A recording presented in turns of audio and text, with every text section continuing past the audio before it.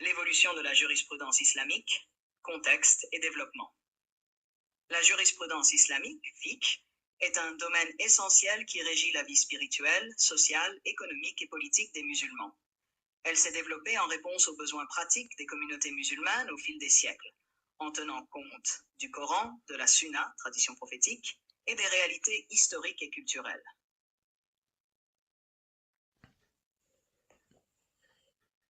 Les écoles de pensée juridique, Madahib.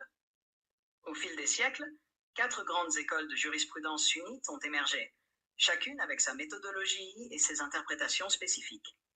Elles jouent un rôle crucial dans l'organisation de la pensée islamique. Hanafite, fondateur, Imam Abu Hanifa, 667. Caractéristiques priorisent le raisonnement analogique, qiyas et l'opinion juridique. Prévalente dans les régions comme l'Inde, le Pakistan, la Turquie et l'Asie centrale. Flexibilité dans l'adaptation aux contextes sociaux variés. Malikite. Imam Malik ibn Anas, 711-795. Caractéristiques. Accorde une grande importance aux pratiques des habitants de Médine, considérées comme représentatives des traditions prophétiques. Dominante en Afrique du Nord et en Afrique de l'Ouest. Focalisation sur les coutumes communautaires en harmonie avec les principes islamiques.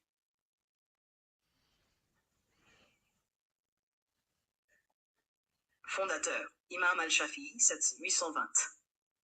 Caractéristiques.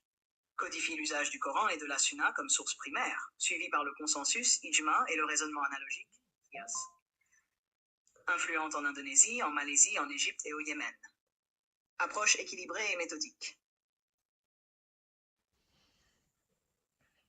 Imam Ahmad ibn Hanbal, 781-855. Caractéristiques.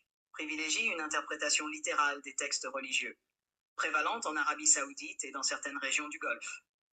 Rigoureuse dans son attachement à la sunna et réticente à l'usage excessif du raisonnement humain. 2. Le fiqh et l'adaptation au contexte moderne. La jurisprudence islamique repose sur un équilibre entre les textes fondamentaux, Coran et Sunna, et les réalités contemporaines. Cette adaptabilité repose sur des outils et des principes juridiques clés. Ijtihad, interprétation personnelle. Définition.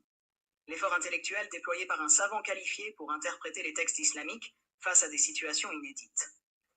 Rôle. Permet d'adapter la loi islamique à des contextes modernes tels que la bioéthique, la finance islamique et les droits humains. Certains plaident pour un renouveau de l'ijtihad afin de répondre aux défis actuels, tandis que d'autres s'opposent à des révisions considérées comme trop libérales. Ijma. Définition. Accord unanime des savants musulmans sur une question juridique spécifique. Importance. Renforce l'unité de la communauté musulmane et assure la cohérence des pratiques islamiques. Exemple. L'interdiction de pratiques contraires à l'éthique, comme l'usure, riba, est largement soutenue par l'ijma.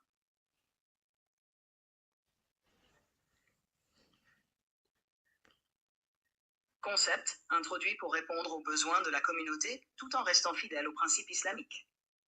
Application permet de répondre à des problématiques modernes telles que la préservation de l'environnement ou l'éducation des filles.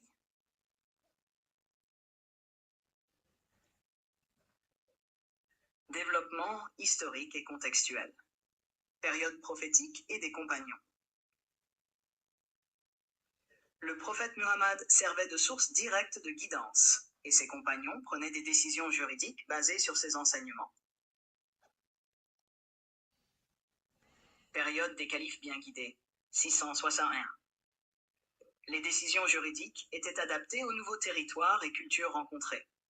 Exemple, Umar ibn al-Khattab institua des réformes dans les domaines économiques et sociaux, comme la gestion des terres conquises.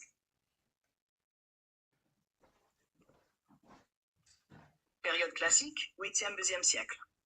Formation des écoles de pensée. Traduction d'œuvres grecques, perses et indiennes contribuant à l'enrichissement des discussions juridiques. Période moderne. Les savants contemporains utilisent les outils traditionnels pour répondre à des enjeux comme la démocratie, les droits des minorités et la technologie.